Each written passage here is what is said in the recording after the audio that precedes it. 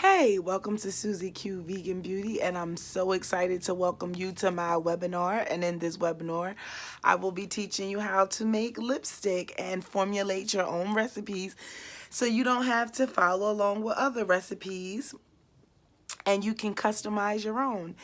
I will be showing you how to make a recipe for a bullet lipstick base. We will discuss how to make a liquid lipstick base, and then we will make a rich lip gloss. This webinar is to show you the basics of formulating and putting together a recipe to make your own lipstick for your brand. I want to thank you guys for buying my webinar, and everything that you learn in this webinar is a building block for the next webinar. And please enjoy. When formulating and making recipes, there are certain standards and basics. One of the standards being we work in percentages. The reason why you want to work in percentages is it's easier to customize your ingredients for specific characteristics the ingredients may have, and also it's easier to weigh out on a scale. Any recipe that you formulate has to equal 100%, and each ingredient has a recommended amount, and you find out the recommended amount by looking at the back of the label or the manufacturer's instructions. When you look on the back of the instructions, it will give you a recommended usage rate, and it will most certainly often be in percentages. So when you are formulating, you know how much of each ingredient is recommended, and that's how you come up with your 100%. What is in lipstick and how much of it should you use is the famous formulating question. Now, we have already learned that your recipe have to consist of 100%. Now, most of the things that I'm going to say are recommendations. You will experiment and you will find your own things that you like and that you find significant and that you find to work for you and what you are looking to do for your line. But a recommended rate for ingredients is what we'll be going over. So make sure you write this down.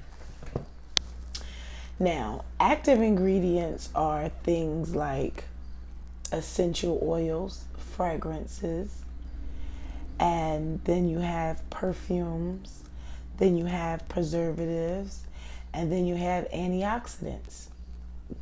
And it's recommended that you have at least 5% total of these ingredients.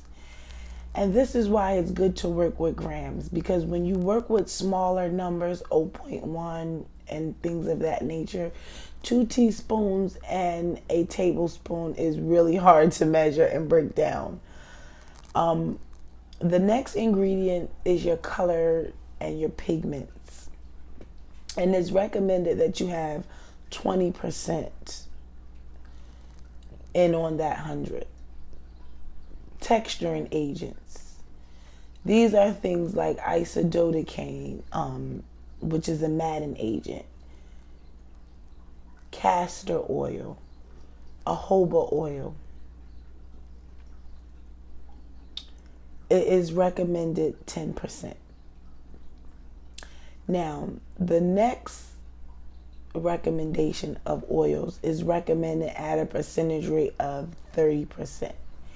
And you want to use carrier oils in that 30%. Now, you can be as simple and use 30% coconut oil, or you can get fancy and dice it up with grapeseed oil, sapphire oil, all the fancy oils that you feel give your lipstick what you're looking for, but 30%.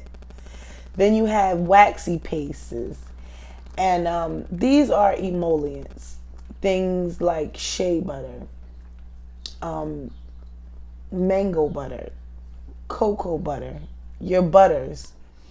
And it's recommended that you have 20% of emollients. And I'm going to go in depth what an emollient is. Then your waxes is recommended that you have 15% waxes. A good wax, my favorite wax to use is Candelilla wax and Canna Brewer wax. I've really grown fond of Rice brand wax. If you're not vegan, you might want to use beeswax.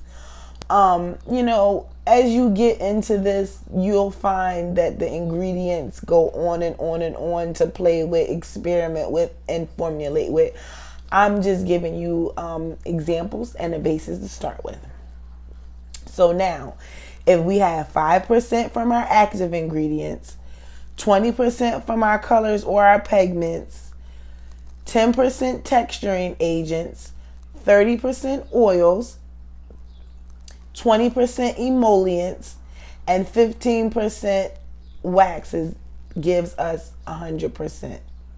Now, I want to get into what role does each ingredient have in the formula.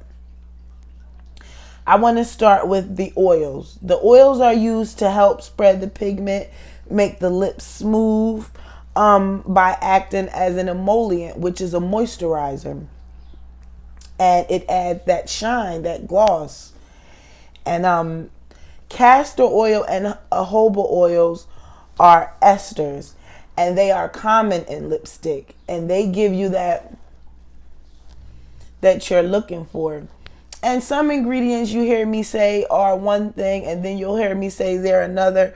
Some ingredients have a plethora of characteristics, and as we go on, you'll see that.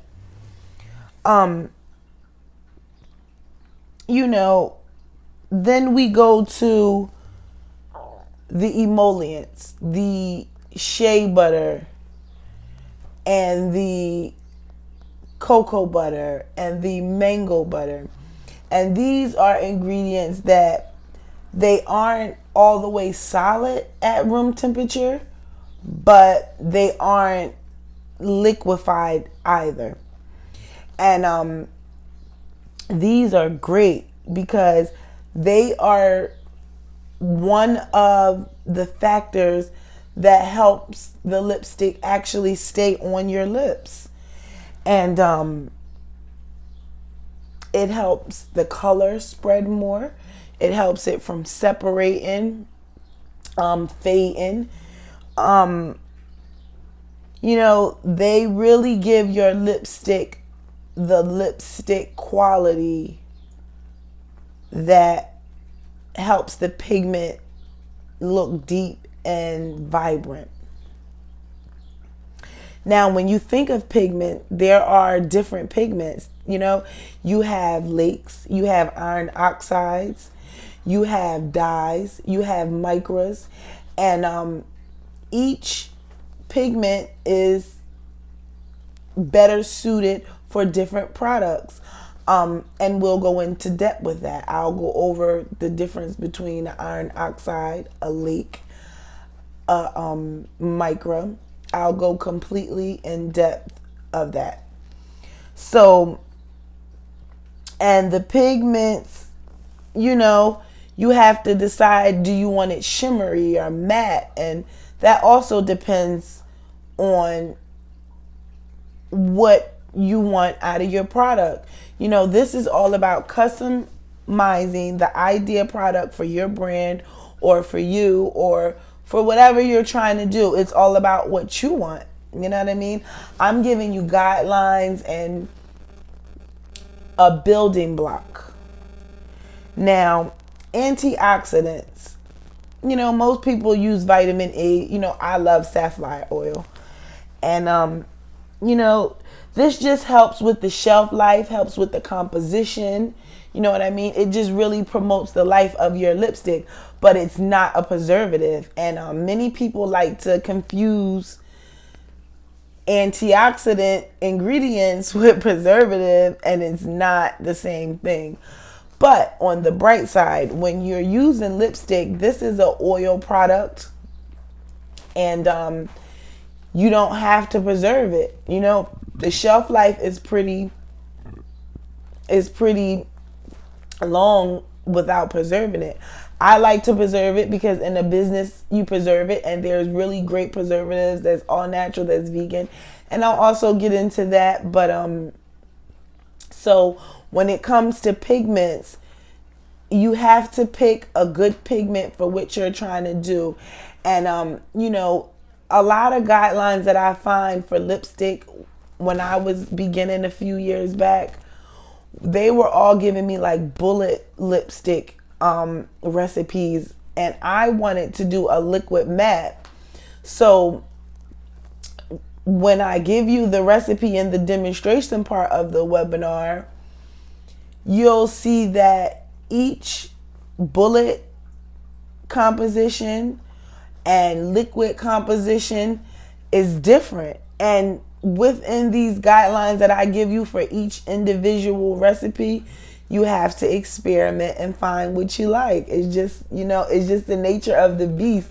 And it's so fun, and it makes me so excited for you, because the more things that you find, the more excited it gets. Like, it never gets boring if you truly find a passion in it. So now that we have went over the ingredients, I want you to, let's just reflect what we went over in this segment. We learned that a lipstick is 100%